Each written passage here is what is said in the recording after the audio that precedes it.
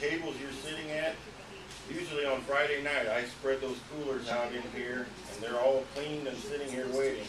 Saturday morning, we come out early and pack those coolers all up and load them on the truck and put the ones here for people to pick up. And I leave here about 8 o'clock on Saturday morning.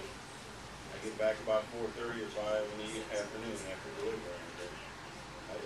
This year, it varies every year. This year I drive 250 miles to deliver them. So it's all day. Do you drop off to a central location, or do you go to each individual home? To their door.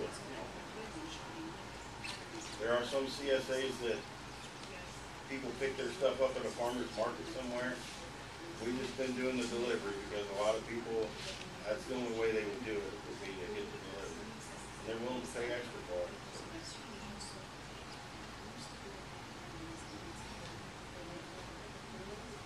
Yeah, anybody that would like to look in the cooler, they're welcome to it. That cooler is not the normal walk-in cooler. We have a system called a CoolBot, and it uses a window air conditioner unit to cool that room.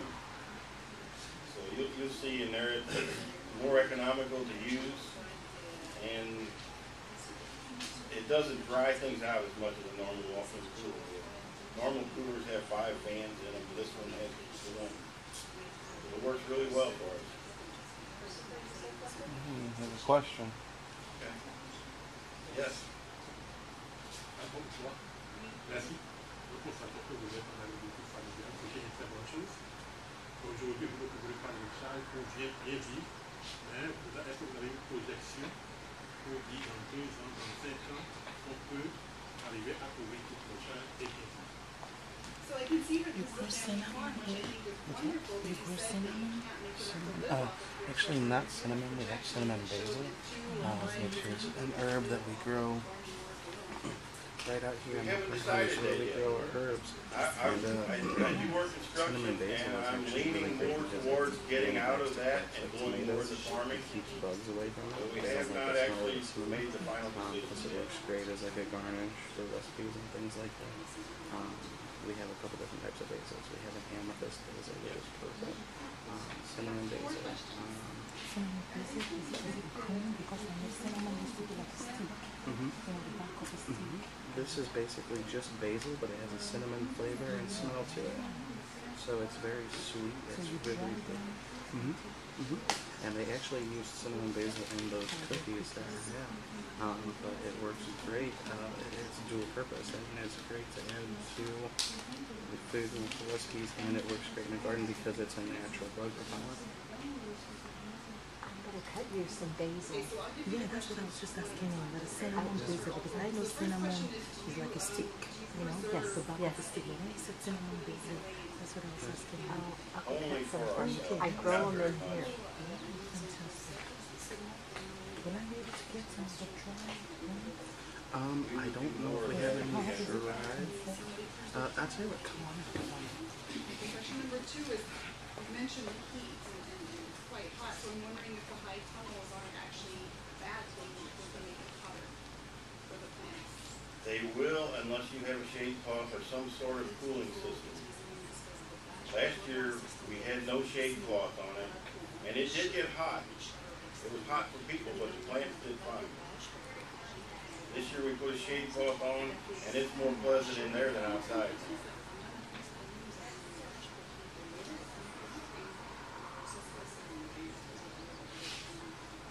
Question number 3 is, you mentioned that you deliver it to your family clients, but do restaurants that would be interested as well?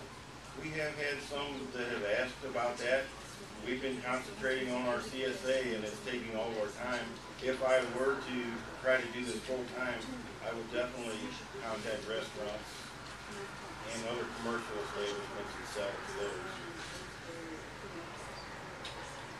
We have not had time to go to farmers markets either, and I would do more of that if I had the time to do it. And then the 4th question was, you work in construction originally, so did you take farming classes? Did you have some agricultural training? I grew up on a farm. My father farmed about 2,000 acres while I was growing up, and my mother had 13 greenhouses. And she sold bedding plants and flowers.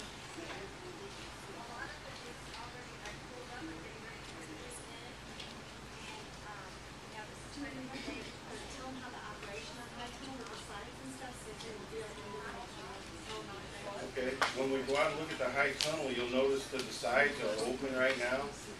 Those are curtains, and there's a winch inside that you can crank and lower those curtains down. And this time of year, we just leave them open all the time. In the winter, we keep them closed all the time, but the transition from winter to summer, that's when you have to pay attention to them, because it can get hot really fast in there.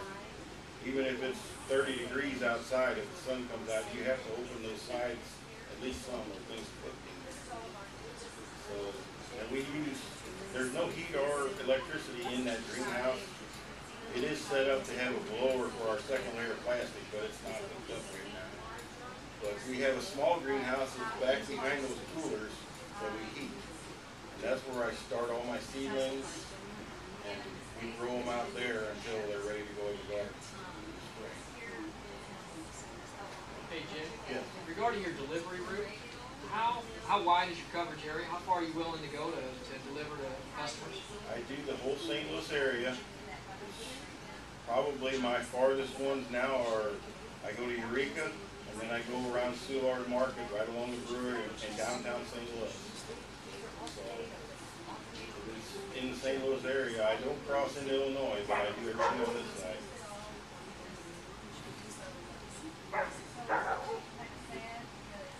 Because our yields, well, if you look at the tomatoes that are growing outside, we have a lot of tomatoes about this size, and they're not very pretty. They get spots and cracks and things. When you're in the high tunnel, you have these. You have lots of beautiful big tomatoes. You have control over them. You don't water over the top. We have drip tape that we use for watering these crops. So it's just dripping water right at the base of them. And that does wonders. It keeps the diseases down. It keeps the cracking of the tomatoes down. We use it outside too. Right now, a lot of it's pulled up because we're tilling us, getting ready for our new crop. So you can see that it's laying out there and being used a little bit. But that's probably the only way we could irrigate here with a normal residential well that we have. It's not a big well that we could irrigate with center pivots or anything like that.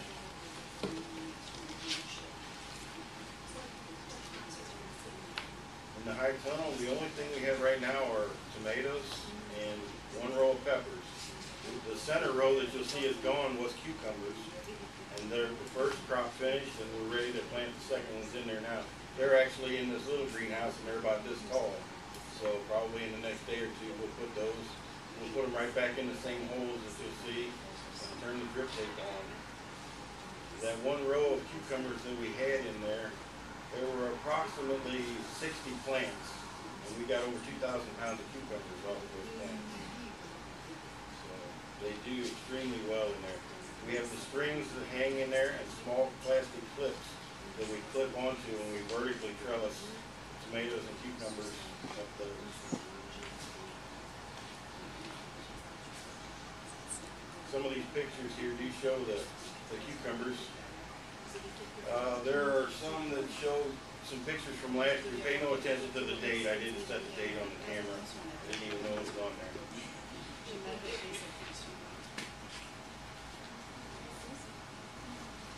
Feel free to pass those around. And like I said, I have brochures here, mostly because they have our email address and our website. And I would love it if people kept in contact with us. I'd like to hear about where you're going and what you're seeing on your trip.